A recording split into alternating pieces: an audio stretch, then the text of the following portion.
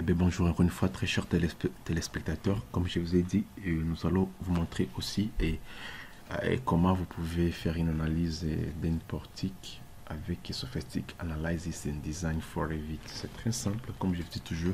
La première des choses, il faut toujours faire l'option d'analyse. Vous donnez le nom à votre élément, vous rechargez, non, vous faites des configurations et tout ce que vous allez utiliser, ok. Et puis par après, ce que vous allez faire autre chose, c'est de faire une vérification analytique de votre modèle. Tu vois, aucune erreur détectée. Et puis là-bas, voilà notre option d'analyse. On a appliqué une charge linéaire qui a été appliquée là-bas. Et puis maintenant, par après, qu'est-ce que nous allons faire? Et nous allons pouvoir, wait, I just taking if there is some information. No information until now. And there. No information. That is good. The model is good. So what we can do again right now, nous allons maintenant encore une fois vérifier les matériaux. Voilà, ça c'est les matériaux que Revit nous donne avec sa correspondance dans Sophistic. Donc ça, sa correspondance dans Sophistic, c'est ça, et ça, sa correspondance dans Sophistic, c'est ça, ainsi de suite. Et voilà, si ça ne vous plaît pas, vous pouvez toujours de même vérifier votre modèle, revoir tout ça. Je vous ai déjà parlé de tout ça. Et puis par après, autre chose, la section, tu vois, nous avons des sections des colonnes avec éléments Revit et éléments Sophistic, sa correspondance à Sophistic, et éléments Revit, éléments Sophistic, correspondance. Nature des charges, voilà, par défaut. Et what we can do again. Bon, ça restait comme ça. Après, qu'est-ce que nous pouvons faire? Nous pouvons directement faire une analyse, appliquer des charges. Et puis, notre modèle est analysé. Et comme notre modèle est analysé, nous pouvons juste aller les visualiser là-bas. Et voilà notre modèle de portique qui est là-bas. Notre portique qui est là. Et voilà. Voilà un peu notre portique, comment il est. Autre chose, je peux encore une fois ajouter ici pour stabiliser ma portique. Pour stabiliser ma portique, je dois ajouter une autre condition limite, un élément d'appui. Je vais ajouter là-bas et là-bas, mais là ça va être différent parce que je dois pouvoir modifier ça. Je dois utiliser un appui utilisateur là où il y aura une rotation par rapport à Y, il y aura un relâchement, et voilà. Et aussi non, ça va rester encastré ici. Attends, wait, là-bas on aura un relâchement là-bas et un relâchement là-bas. On va voir. Et voilà, qu'est-ce que ça donne. On va aller là-bas. Je vais aller là. Relâchement. Voilà. Voilà. Et là-bas aussi, relâchement dans Z. Ça va rester comme ça. Ça va aussi aller comme ça aussi. Je vais aller là. Utilisateur. Relâchement comme ça, relâchement comme ça, voilà, et ça va rester comme ça. Et là-bas il n'y a pas d'encastrement, relâchement, voilà. Et puis par après je vais rentrer là-bas, et je vais relancer l'analyse. Et puis par après, je vais vérifier mon modèle pour stabiliser ma portique. Et je vais aller là. Et puis je vais voir les charges qui ont été appliquées. Et ça aussi. Et là-bas, voilà les effets de charge. Je peux revoir les maillages ou sans maillage, les sections transversales. Voilà un peu. Notch section. Voilà un peu la déformation, ainsi de suite. Et je peux ajouter l'amplitude de rester par défaut Et là, je peux juste faire une rotation des différentes charges qui sont appliquées. Et voilà, ainsi de suite, c'est OK. Après ça, maintenant, qu'est-ce que je peux faire? Je peux avoir les résultats des descentes des charges. Là, je vais juste avoir les poteaux, poutres et appuis. Je peux avoir ça qui sont là-bas. Là-bas, pour les beams, pour les colonnes. Là-bas, il n'y a pas de moment. Et d'autres éléments, les éléments support. Voilà, qui sont là-bas. Les moments et les PZ. Après, maintenant, après avoir fait ça, maintenant nous allons passer à l'étape de dimensionnement. Maintenant, pour le dimensionnement ici, c'est je vais aller là, je vais dimensionner ma poutre, je vais faire VG, Visual Graphic, je vais aller là, je vais décocher sur appliquer modèle analytique, juste pour avoir mes éléments ici, et je vais aller sur Sophistic Armature. Et là-bas, not for armature. Non, je vais aller juste faire Sophistic Analysis Design for Revit. Et là-bas, qu'est-ce que je vais faire? Je dois juste aller sur poutre. Je vais là-bas, je sélectionne, terminé. Et là-bas, j'ai ma poutre. J'ai mis une poutre 1. Poutre 1. Et voilà. J'ai mon élément. Combinaison, ça y est. Et là-bas, OK, sortie. Et résultat de sortie, je peux mettre par exemple les complets. Non, je reste standard. Et flexion biaxiale, build de compression, redistribution des moments fléchissants par exemple. Et ça, j'aimerais avoir comme résultat. Et puis par après, je calcule. Là, c'est pour les dimensionnements d'un portique. Excusez. Et là, j'ai les résultats. Right. J'ai mes résultats. Et voilà, j'ai tous mes résultats qui sont là-bas.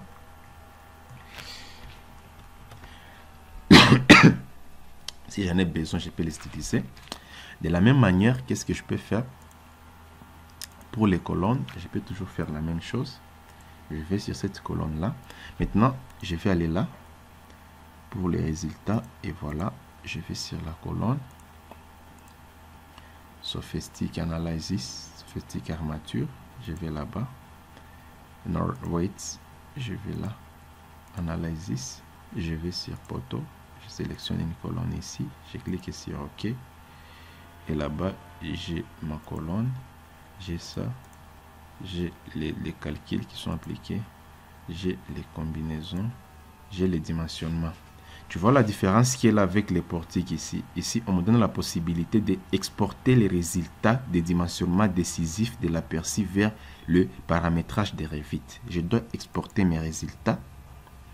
Tous ces résultats ici, je vais les exporter parce que c'est avec ça qui va me permettre de faire les ferrages, de générer des ferrages dans un modèle 3D avec Sophistic Armature. Bien que nous allons peut-être, nous allons encore une fois voir ça après et pour l'année prochaine. Et quand je vais vous parler de Sophistic Armature, voilà, et voilà ici. Tu vois, j'ai tous mes résultats qui sont là-bas. Et il reconnaît les barres de 12 avec une section d'armature de 4,55 cm². Et puis voilà, tout est là, le calcul est bien fait. Et je vais rentrer là.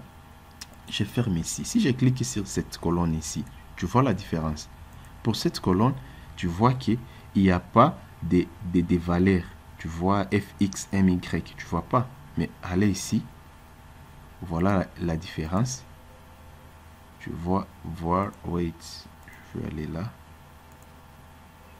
Tu vas voir. Attends.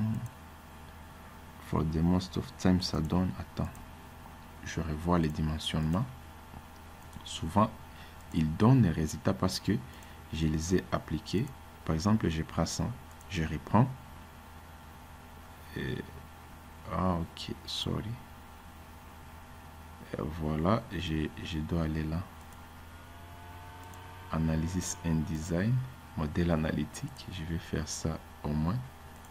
Je vais aller là, Sophistic Analysis and Design. Et oui, il fallait que je dimensionne une colonne. Voilà, qui est là-bas. De la même manière, je peux faire cette même opération ici. Je vais là-bas, colonne. Je sélectionne ça. Je clique sur OK. Et puis par après, j'ai toutes ces conneries là. Ah oui, oh, oh là là, je n'ai pas coché, je suis vraiment désolé. Je clique encore une fois, je vais là-bas, les dimensionnements, exporter résultat. Tu vois là, je coche, je clique sur construction, bon ça je laisse, bon je peux toujours tout de même cocher, je clique, ok, je vais là-bas, voilà les résultats qui sont là-bas, les résultats des calculs, tu vois. De la même manière, je peux faire ça ici aussi. Armature, non, not here, je vais là-bas, je vais sur colonne, je vais là-bas, non, not 10, de add colonne, je clique là-bas, je vais là-bas, je vais sur dimensionnement, j'ai exporté mes éléments. Voilà, si je clique ici, vous voyez, il me donne les structurels, il me donne les valeurs. Maintenant, c'est très important. Pourquoi? Vous allez voir. Parce que lorsque je vais générer les ferrailles en 3 dimensions ici, je sélectionne mes 2 colonnes. Je vais aller là, dans Sophistic RCD, donc Sophistic Reinforcement Detailing and Generation, donc Sophistic RCD qu'on appelle Sophistic Armature. Tu vois là-bas, je vais créer automatiquement mes armatures. Donc créer des éléments d'armature en 3D dans des éléments de béton, poutre, poteau, voile et dalle, conformément au résultat des dimensionnements. Tu vois, je clique là-bas. Là-bas, attends. Voilà un peu. Tu vois, lorsque j'ai sélectionné mes éléments, longitudinal, je vais faire encore une fois. J'ai fait là. No, sorry. Je n'arrivais pas à supprimer. J'ai supprimé, alors j'ai merdé. Voilà, il fallait qu'il sélectionne. Alors moi, j'ai supprimé les armatures, mon Dieu. Et voilà, longitudinal, exact, transversal, 1.5. Pas millimètre, ça 50. Ça 50 mm. Voilà. Ok. Voilà. Et là-bas, je peux juste cliquer sur solide et sélectionner mes éléments. Ils sont solides. Not solide. Ok. Alors voilà nos éléments. Voilà la section là. Comme notre poutre est de 20 x 20, alors cette section là était tellement grande, alors il fallait réduire les diamètres d'armature. Et je vais seulement là-bas, visibilité, solide. Et voilà, nos éléments sont là, solides. Et vous allez voir que nos éléments sont solides, élevés. Et là-bas, vous allez voir. Et c'est cool, c'est tellement cool. Et voilà, vous avez la possibilité de les sélectionner tous, de sélectionner ces éléments ici, de les sélectionner, voilà, et de créer une section d'armature là-bas par élément. Je clique ici, je vais là-bas, je change la visibilité, je clique sur OK. Voilà, nos sections d'armature sont là. De la même manière, je peux aller des états de visibilité pour renforcer ça. Je vais là-bas, je clique sur OK. Et puis voilà, même chose ici. Je peux aller là-bas. Je vais aller sur état de visibilité. Je clique sur là-bas. Je clique sur OK. Et puis je peux modifier ça. Je peux aller là-bas. Je vais là-bas. Je mets OK ici. Cool. Et puis maintenant, je peux aller dans ombre. Et voilà, nos ferrailles sont là. De la même manière que je l'ai fait, je peux les faire aussi pour des éléments de poutres. Je peux aller là-bas. Je clique. Voilà, les poutres longitudinales, les poutres transversales. Et puis les armatures, voilà. Et vous pouvez générer ainsi de suite. Tu vois que c'est bon. Et voilà, quand vous allez ici, quand vous entrez dans filaire et vous cliquez sur visibilité, tous nos éléments sont là. Toutes nos poutres sont là de la même manière que les autres. Alors, le plaisir a été pour moi de vous présenter cette session dédiée à Sophistic, qui est là comment vous pouvez générer des armatures en 2D, en 3D en utilisant Sophistic et Detailing Reinforcement Generation. Donc, comment vous pouvez l'utiliser cet élément ici, comment vous pouvez utiliser cette fonctionnalité ici de Sofistic pour pouvoir générer des armatures en 2D, en 3D, qui tiennent compte des résultats qui proviennent des éléments de calcul, qui proviennent d'un robot, et non, qui provient d'un Sofistic Analysis and Design. Donc, quand tu cliques sur la poteau, et non sur le poteau, tu vois, ça me donne des résultats. C'est à fonction de ces résultats-là que nous avons la possibilité de générer ces armatures ici. Et ces armatures ici, donc les armatures ici, ces armatures qui sont là-bas. Donc, le plaisir a été encore une fois pour moi de vous présenter cette session. Comment pour une portique, pour un portique, comment vous pouvez les charger, et puis comment générer les notes de calcul, l'analyse des structures, et puis après comment vous pouvez y placer des armatures. De la même manière, vous pouvez faire pour la fondation, pour les différents éléments, les voiles, ainsi de suite. Le plaisir était pour moi de vous présenter cette session. On se retrouve à une autre session de formation dédiée pour Revit. Peut-être je vais vous parler des ponts avec Revit, peut-être je vais vous parler des principes des précontraintes, comment vous pouvez appliquer la précontrainte avec Sofistic Analysis et Design ici. Cette option ici, nous allons en voir en plus. Merci beaucoup et bonne journée chez vous.